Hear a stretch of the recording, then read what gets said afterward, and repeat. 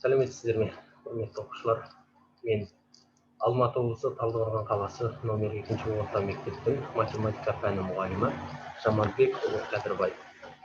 Сіздермен бүгін 10-шы сыныптың алгебра және анализ бастамалары 290 номер 9-шы сабағын талқылаймыз. Бүгінгі сабағымыздың тақырыбы тригонометриялық теңсіздіктерді шешу. Сабағымыздың мақсаты қарапайым тригонометриялық теңсіздіктерді бірлік шеңбер көмегімен шешу, яғни бірлік шеңберді тиімді пайдаланып теңсіздіктерді дұрыс шеше білу. Енді біз өткен тақырыптар бойынша тригонометриялық функцияларымыздың 4 ширектегі таңбаларын анықтап алайық. Ең әуелі синус x алайық. Синус x'іміз мынауымыз біздің бірінші ширек, мынауымыз екінші, мынауымыз үшінші, мынауымыз төртінші ширек. Синусымыз 1 мен 2-де 10, 3 пен 4-те теріс. Косинусымыз 1-де 10, 2-де теріс, 3-те теріс, 4-те 10. Тангенс. Тангенс пен котангенс 1-де болады балалар. Тангенс немесе котангенс деп қосып табылады. 1-де 10, 2-де теріс, 3-те 10, 4-те теріс. Мәндерді қабылдайды. Енді тригонометриялық теңсіздіктерді шешу мысалдар қарастырайық. Бірлік шеңбер көмегімен шешу. Және бұл 2-ден 1 деген түсінікті қалай белгілейміз? Кесінділерді қалай саламыз? Бірлік шеңбердің бойында қалай шешеміз? Сіздерге ескертетін бір жағдай, егер синус x-тің алдындағы мәндер плюс болып тұрғанда, бірден теңдеуді де, теңсіздіктерді де шеше беруге болады. Алдыңғы теңдеуде ескерген жағдайларымыздай тура солай етіп. Ал егер синус x функциямыздың алдында минус, яғни аргументінің алдында теріс таңба тұратын болса, оны міндетті түрде плюсқа өзгертіп алып, теңдеуді және теңсіздікті шешуіміз керек. Мынандай жағдай берілсе, мысалы айтып тұрған синус минус x тең 2-ден 1 деген теңдеу немесе теңсіздік берілгенде, оны міндетті түрде синустың тағы екенін пайдаланып 2-ден 1 синус x тең минус 2-ден 1 деп бар. Мынаның аргументтің алдында таңба плюс болғанда ғана теңдеу теңсіздікті шешу керек. Ерекше ескеретін жағдайлардың бірі осы. Минус болып тұрғанда теңсіздікті шешіп, соңынан теңдеуді шешіп, соңынан минус таңбаға жіктеуге болмайды. Яғни минус 1-ге көбейтуге болмайды. Синус x-іміз 2-ден 1-ден үлкен болса, яғни синус x функциямызды сызғанда абсциссаға параллель етіп сызамыз. Абсцисса, 2-ден 1 деген түсінікті. Мынауымыз 0, мынауымыз 1, мынауымыз 2-ден 1, яғни дәл ортасында тұр. 2-ден 1-ден үлкен. Үлкен сандар үстінде тұр, 1, 2 деп жоғары қарата кете береді, ал 2-ден 1-ден кіші сандар астында тұр. Бізге қажеттісі осы 2-ден 1-ден үлкен жағы. Үлкен жағы деп отырғанымыз, мына бір бұрышымыз керген, мына доғаның мәндері болуы тиіс біздің теңсіздігімізге. Синус x-іміз қанша 2-ден 1-ге тең? Қай кезде? 2-ден 1-ге, яғни пи бөлінген 6-да. Пи бөлінген 6, 30 градуста. Ендеше, мына жерімізде пи бөлінген 6 десек. Және бір ерекше ескеретін жағдайды айтуға ұмытып барамын. Балалар, тригонометриялық теңсіздікті шешкенде жауаптарымызды міндетті түрде сағат тілімен қарсы бағытта жазуымыз керек. Яғни бұны түсіндірем қазір. Мына жағымыз пи бөлінген 6 болатын болса, осыдан басталып, мына жаққа аяқталу керек. Яғни бұл жақтағы мәніміз, мына жақтағы пи бөлінген 6-дан үлкен градустар болу керек екендігін ескеруіміз керек. Ендеше, мына жерде пи деген, яғни 180 градусқа жетпей тұр. Қанша градус мына жердегі? Пи бөлінген 6 жетпей. Пи азайтылған пи бөлінген 6. Енді осынымызды қос теңсіздік ретінде жазатын болсақ. Пи бөлінген 6 қосылған 2 пи n-нен синустың периоды 2 пи екенін ескеруіміз керек. Синус косинустың периоды 2 пи екендігін ескеруіміз керек. Бұл алдыңғы сабақтарда талқыланған. Пиге қосып көреміз 2 пи-ні. X-іміз кіші. Пидан азайтамыз пи бөлінген 6-на. Ортақ бөлімге келтіріп жіберсек, пи азайтылған пи бөлінген 6-мыз 6-дан 6, 5 пи. 6-дан 5 пи плюс 2 пи n. Яғни жауабымызды жазатын болсақ, пи бөлінген 6 плюс 2 пи n-нен x 5 пи бөлінген 6 плюс 2 пи n дейін екен. Теңсіздікті жақшамен алмастырдық, жай ғана, Ең тиісті зетке ұмытпауымыз керек бүтін сандар. Келесі, синус x'іміз кіші 2-ден 1 болса, 2-ден 1 деген түзілімді жүргізіп алайық. Кіші болса астыңғы жағы, яғни 2-ден 1-ден кіші, мына доға.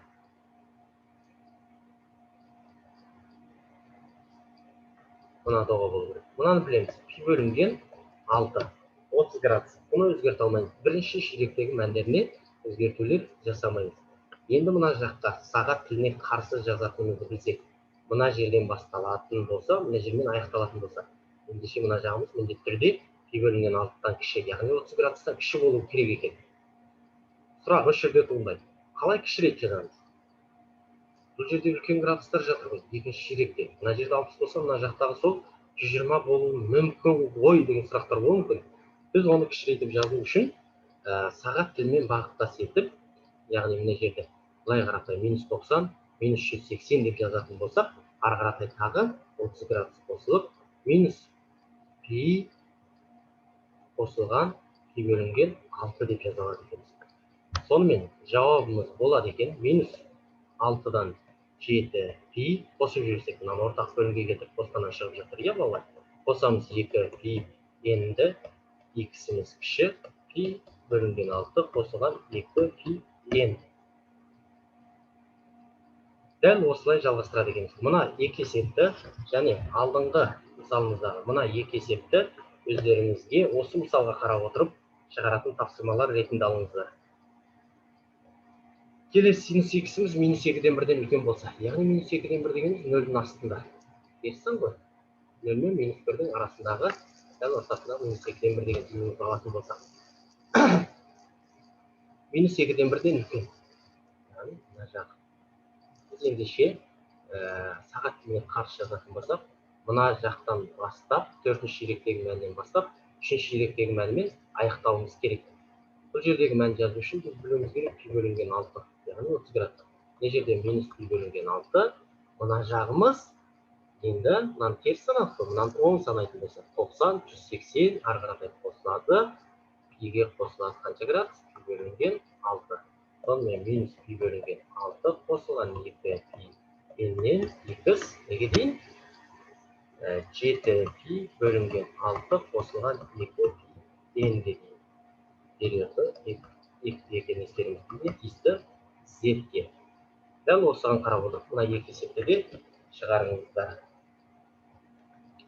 Синус x кіші минус 2-ден 1 болса, минус 2-ден 1 деген түзілімді сызып алайық. Кіші болса мына жағы, оның келіп тұрған доғасы мына доға. Мына жеріміз енді білеміз, минус пи бөлінген 6, мына жағымыз пи бөлінген 6. Сағат тіліне қарсы жазатын болсақ, енді 3-ші ширектен 4-ші ширекке қаратай жазуымыз керек. Мына жерімізді де теріс бұрышпен жазатын болсақ, минус деп қойып, пи-ға жетпей тұр қанша градус? Пи бөлінген 6, яғни 180-ге 30 градус жетпейді. Сонымен минус мынаны ортақ бөлімге келтіріп азайсақ, 5 пи бөлінген 6 плюс 2 пи n-нен x кіші минус пи бөлінген 6 плюс 2 пи n-ге дейін. Мына екі есепті өздеріңізге жаттығу есебі ретінде алыңыздар. Келесі косинус x. Косинус x функциясының бірлік шеңберде кескіндеу үшін косинус x функциясы ордината өсіміне параллель сызықтар жүргіземіз, яғни абсциссаны тегізу. 2-ден 1 деген түзіліміз мына жақта. 0 мен плюс 1-дің арасында. 2-ден. Косинус x-іміз 2-ден 1-ге тең, яғни пи бөлінген 3-те. Ол 60 градуста. Үлкен. Оң жағы беріп тұрған доғамыз мына доға. Бұл доғаны сызу үшін сағат тіліне қарсы 4-ші ширектен басталып, 1-ші ширекте аяқталу керек. Яғни аяқталатыны пи бөлінген 3 60 градус болғандықтан, мына жағымыз оның теріс мәні, яғни минус пи бөлінген 3. Сонымен жауабымыз минус пи бөлінген 3 қосылған 2 пи n-нен x кіші пи бөлінген 3 қосылған 2 пи n екендігін ескеруіміз керек. Ең тиісті z-ге.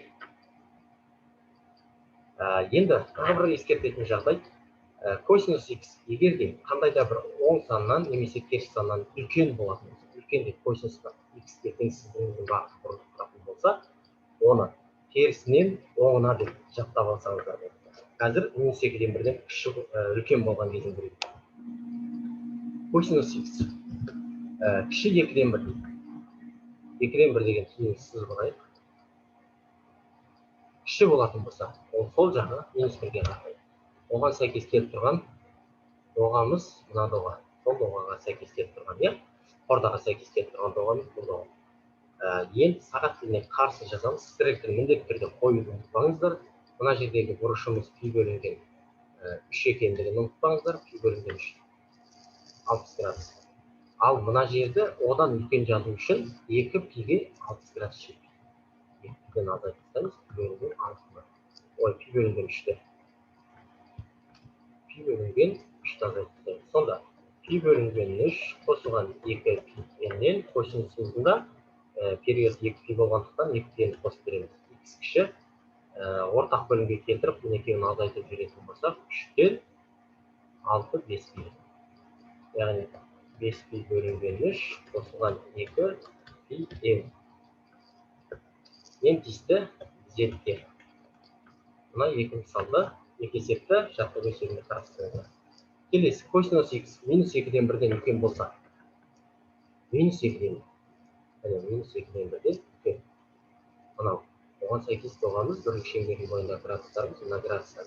Сағат тіліне қарсы жазатын болсақ, мына үшінші ширектегі мәнінен басталып, екінші ширектегі мәнінен аяқталуы керек екен. Ендеше мына жақты білесіздер, пи бөлінген 3 екен, 60 градус. Мына жағымыз пиға жетпей тұр, 60 градус пи бөлінген 3. Мына жақты жаңа ескерткенімдей, осының теріс бұрышымен ала салсақ болды. Пи азайтылған пи бөлінген 3-тің минусымен. Ортақ бөлімге келтіріп азайтып жүрсек, минус 3-тен 2 пи қосылған 2 пи-ден кіші, 2 кіші неден? 2 пи бөлінген 3 қосылған 2 пи-н. Бұл жерден тісті іздеп қар. Мына екі есептерде жақтығу есебінде қарастырыңыздар. Келесі, косинус x үлкен минус 2-ден 1-ден кіші болса. Минус 2-ден 1-ден кіші. Минус 2-ден 1 деген түйінді сызып координаттарға параллель ескеріп отырыңыздар. Кіші болса, ол мына жақ. Сағат тіліне қарсы қоятын болсақ, 2-ден басталып екінші ширекте, 4-ші ширектегі мәнінен аяқталуы керек екен. Мына жердегі мәнді білесіздер, пиға жетпей тұр. Қанша градус? 60 градус. Мына жағымыз ендеше пидан арғыратайын, 180-нен асып тұр 60 градус. Қосамыз пи бөлінген 3-те. Сонда 2 пи бөлінген 3 қосылған 2 пи-нен 2 кіші 4 пи бөлінген 3 қосылған 2 пи-нге дейін. 4 пи бөлінген 3 дегеніміз мынау, иә? Мынауымыз, түсініп отырсыз. Енді мына екі есепті де жаттығу есебі ретінде осы мысалға қарап шығарыңыздар. Енді тангенс x функциясына тоқталатын болсақ, тангенс x функциясын білесіздер, теңдеуде, теңсіздігінде өте теңдеу қандай қарапайым тез шешілетін болса, қиындықтары жоқ, шатастыратын жерлері жоқ. Тангенстің теңсіздігі де солай. Тангенс x функциясын ең әуелі біліп алайықшы. Тангенс x-иміз синус x-тің косинус x-ке. Енді тангенс x функцияның анықталу ойысын білесіздер. Тангенс x функциясы пи бөлінген 2-ге тең емес. Плюс-минус пи бөлінген 2. Яғни плюс-минус 90 градусқа тең емес.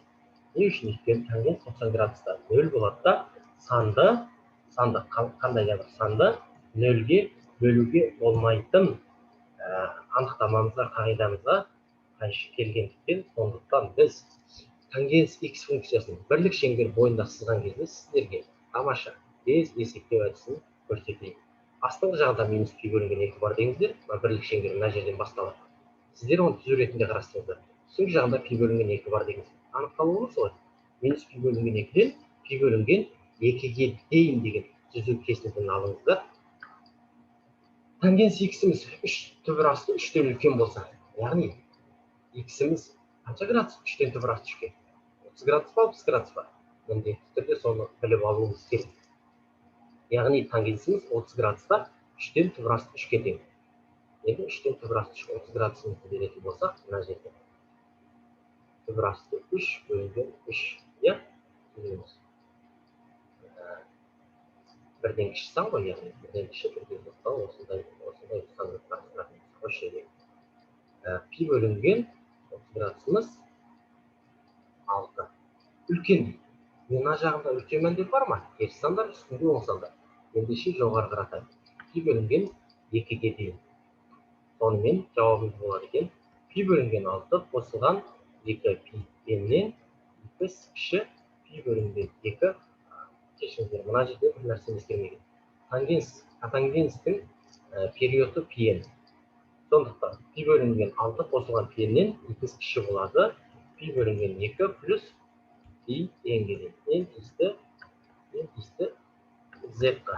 Мына екі мысалды жаттығу есебі ретінде қарастырыңыздар. Енді кіші мәндерін қарастырайық. Тангенс x кіші 3-те түбірас үшін. Тура жаңағыдай тангенс үшін астында минус пи бөлінген 2, үстінде пи бөлінген 2 бар екенін ұмытпаңыздар. Жаңа бірлік шеңберімен айтатын болсақ, осыдан үлкен деп сағат тілмен қарсы жазғандықтан үстіге қарата кете береді. Минус пи бөлінген 2-ден пи бөлінген 2-ге дейін. Енді 3-тен түбірас үшін 30 градус. Пи бөлінген 6 кіші дейді. Кіші десе ол астыңғы жағы. Мына жерде. Сағат тіліне қарсы жазғандықтан мына доғамызды біз неден бастаймыз? Минус пи бөлінген 2. Минус пи бөлінген 2 плюс пи n-нен 2 пи бөлінген 6 плюс пи n-ге дейін болады.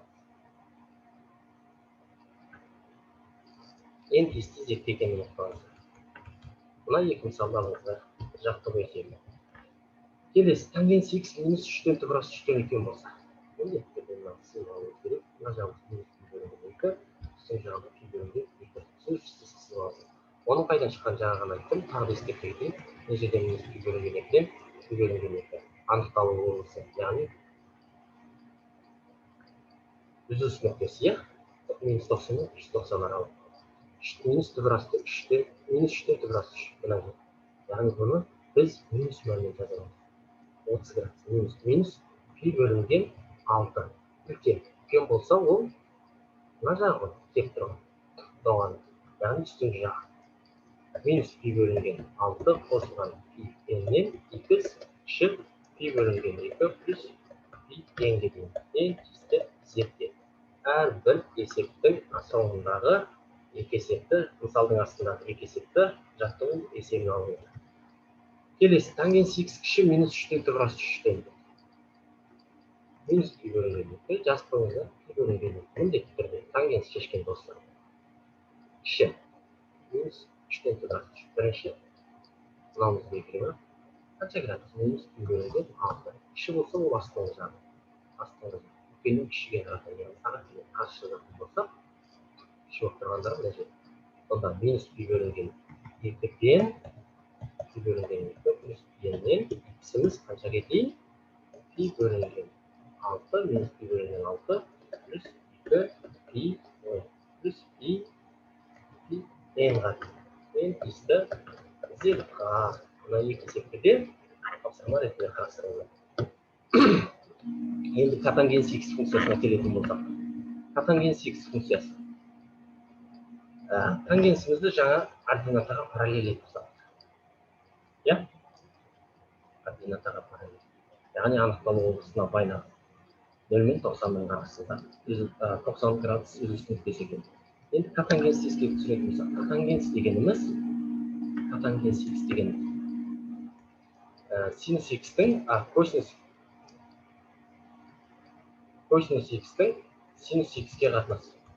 Синус x-ті білесіздер 0-ге тең, яғни 360-тан 0-ге тең.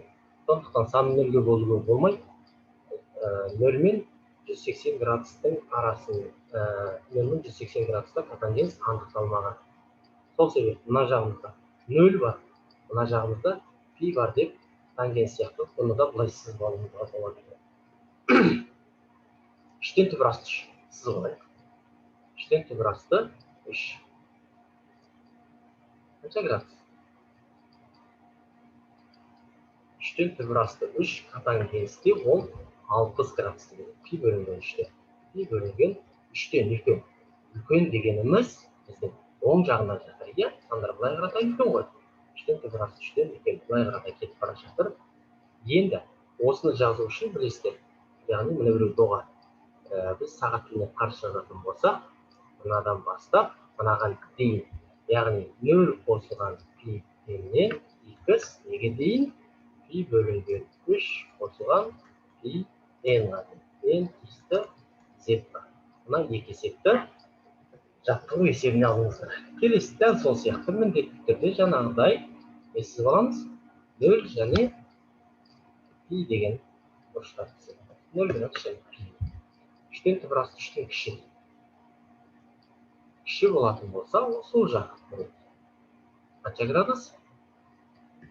6. Пи бөлінген 3. Сағат тіліне қарсы мына жерге келіп тоқтайды. Бұнымыз мынаның жаңағы бірлік шеңбермен айландырамыз пиге. Мына жермен мына яғни пи бөлінген 3 қосылған пи n-нен x кіші пи қосылған пи n-ге дейін. N тиісті z-ге. Мына екі есептегі тапсырма ретінде қарастырылды. Келесі котангенс x минус 3-тен түбір асты 3-тен үлкен болса. Білесіздер. Котангенс минус 3-тен түбір асты 3 арт терісінше, 3-тен түбір асты 3-тен анықтағанда пи азайтылған мынаның арт котангенс 3-тен түбір асты 3-тен оң мәнін алғандығын. Дәл сол сияқты. Ендеше мына жақта 0, мына жақта қандай бұрыш сәйкес келіп тұрған пи азайтылған мынауымыз 60 градусқа сәйкес мәні. Ендеше пи бөлінген 3 деген мәні. Екінші ширектегі мәні белгілеу үшін пидан азайтамыз 60 градуста. Енді қалай дейді? Үлкен дейді. Үлкен дегенде жаңа оң жақ сағат тіліне қарсы жазамыз. 0 плюс пи-нен 0 демей пи-н дегенізге де болатын жерде, балалар. Шатаспас үшін 0 жазады. 0 қосылған пи-нен x кіші болады. 2π бөлінген 3 қосылған пи-нге дейін. N тиісті z-ге. Мына екі есеп жақтығы мысал ретінде ғана қарастырайық. Котангенс x кіші, үлкен кіші минус пи-тен түбір асты 3 болса. Сызығымыз сызып алайық. Мына жеріміз жазып алайық. Жаңа ғана жаздық. Пи азайтылған бөлінген 3 екен. Кіші болса оң жағы, мына жақта не бар дедік? Пи бар. Сағат тіліне қарсы жасақ, мынау келіп тұрған доғамызға, сонымен 2π бөлінген 3 мынаны ортақ бөлінген кетіп қосылған пи-ннен x кіші неге дейін? Пи қосылған пи-нге дейін. N тиісті z-ға деп ұсандық. Мына екі есептерде жаттығу есебі ретінде қарастырыңыздар. Енді біз қарапайым емес, кішкене тригонометриялық функциялардың түрлендіру формулаларын қолданатын есептерді шығарып көрейік. Оны есебімізді қарастыратын болсақ. Косинус пи бөлінген 8, косинус x минус синус x, синус пи бөлінген 8, кіші минус 2-тен түбір асты 3-тен кіші болса.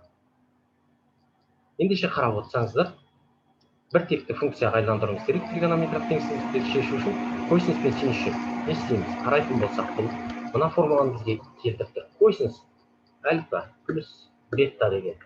Яғни бұнымыз неге тең? Косинус альфа, косинус бета, минус синус альфа, синус бета деген формуламыз. Дәл солай жинақтасақ, мынау косинус x плюс пи бөлінген 8, кіші минус 2-ден түбір асты 3-тен. Келді ма? Мынау бізге аргумент болып саналады, жаңағы x-міздің орнында тұрады. Ендеше бұны шешу үшін не істейміз? Бірлік шеңберімізді сызып алайық. Бірлік шеңберімізді сызғаннан кейін минус 2-ден түбір асты 3-тен кіші. Білеміз, минус 2-ден түбір асты 3. Мына жағы кіші, мынаумен мән аламыз. 2-ден түбір асты 3 қанша градус? 30 градус. Синустың бірінші ширектегі мәні пи бөлінген 6. Ендеше мынауымыз пиға жетпей тұр, пи бөлінген 6. Мына жердегі мәніміз, екінші ширектегі мәніміз пиға жетпей тұр, пи бөлінген 6. Үшінші ширектегі мәніміз пидан асып тұр, пи бөлінген 6. Ендеше мынаны ортақ бөлімге келтірсек, пи азайтылған пи бөлінген 6 тең болады 6-тан 5 пи. Және пи қосылған пи бөлінген 6-ны шығарсақ 6-тан 7 пи. Біздің доғамыз мынау. Яғни, не деп жазамыз? 5 пи бөлінген 6 қосылған пи 2 пи-нен x-тің орнында не тұр? X қосылған пи бөлінген 8 кіші. Неден? 7 пи бөлінген 6 плюс 2 пи n-нен n тиісті z-ға. Енді қандай амалдар жасаймыз? Екі жағынан бірдей минус теңсіздіктің, посттеңсіздіктің екі жағынан бірдей пи бөлінген 8-ді азайтып тастасақ, ортасында x қалады, мына жағында 5 пи бөлінген 6 минус пи бөлінген 8 қосылған 2 n, мына жағында 7 пи бөлінген 6 минус пи бөлінген 8 плюс 2 пи n. n тиісті z-ға. Енді бұл жерде ортақ бөлімге келтіріп, жай ғана мына екеуін азайта салсақ болды. Мына жерімізде ортасында x-imiz бар. Екеуін ортақ бөлімге келтірсек, 24, мынаған 3, мынаған 4. 15-тен 4 азайсақ, 11 пи бөлінген 24 қосылған 2 пи n. Мына жағымыз болады, азайсақ, мынаған 4, мынаған 3. 21, 21-ден 3 азайсақ, 18 пи бөлінген 24 қосылған 2 пи n. Қарапайым түрде осылай ғана шығара саламыз. Жауабымызды теңсіздік, посттеңсіздікпен берілсе, посттеңсіздікпен, болмаса жақшамен берілсе, 11 пи бөлінген 24 қосылған 2 пи n бөлінген 18 пи бөлінген 24 плюс 2 пи n. Енді мына мысалымызды қарайық. Синус квадрат x екесінге минус 7 есілінген синус x плюс 3 тең а кіші нөлден. Бұл мысалды шешу үшін қарапайым теңдеуді шешкен сияқты міндетті түрде түбірлерін тауып алуымыз керек. Енді синус x-імізді біз айнымалы енгізіп алайық. Синус x-імізді қандай да бір т дегенге айналдырып. Синус x-іміз т-ға тең болса, мынау 2t квадрат минус 7t плюс 3 тең нөлге. Теңдеу ретінде шешіп интервалға салуымыз керек. Түбірлерін табатын болсақ, 2-т-да т, 3-те 1, 2-нің алдында минусты қойып жіберсек, 2-ні көбейтсек 2t квадрат, 2-ні көбейтсек 3, 2-ні көбейтсек минус т, 2-ні көбейтсек минус 6-т, қоссақ минус 7-т. Яғни біз не істеп тұрмыз? Дұрыс көбейткішке жіктеп тұрмыз. Болмаса, дискриминантпен тапсаңыз болады. Енді x минус 1-ді 2t минус 1-ді 0-ге теңестірсек, т бірінші түбірі 2-ден 1, мұнан 0-ге теңестірілетін болсақ, екінші түбірі 3 болады. Сонымен, т-мызды анықтайтын болсақ, 2-ден 1 және 3 деген мәнде. Таңғаларға плюс минус плюс деген өлшемді екеуін арасы. Яғни, синус x-іміз үлкен неден? Теңсіздік т-мыз үлкен болды ғой 2-ден 1-ден. 3-тен кіші, 2-ден 1-ден үлкен деген жерін ғана анықтаймыз. Енді бұл жерде бізде синус x шығады. Синус x-іміз үлкен 2-ден 1-ден, кіші 3-тен. Синус x-іміз үлкен 2-ден 1 деген талдасақ. Синус x үлкен 2-ден 1 деген теңсіздігімізді талдайтын болсақ, жаңағы біздің ең алғашқы бірінші мысалдағыдай 2-ден 1 деген теңсіздігіміз мынау үлкен болса, сол жағы осы доға сағат тізіміне қарсы, мына жағымыз пи бөлінген 6, мына жағымыз пидан азайтан пи бөлінген 6-ны. Яғни пи бөлінген 6 плюс 2 пи n-нен x кіші негедей 5 пи бөлінген 6 плюс 2 пи n-ге дейін n тиісті z-ге. Бүгінгі тақырыбымыз болса, тағы да қосымша есептер қарастырамыз. Сау болыңыздар.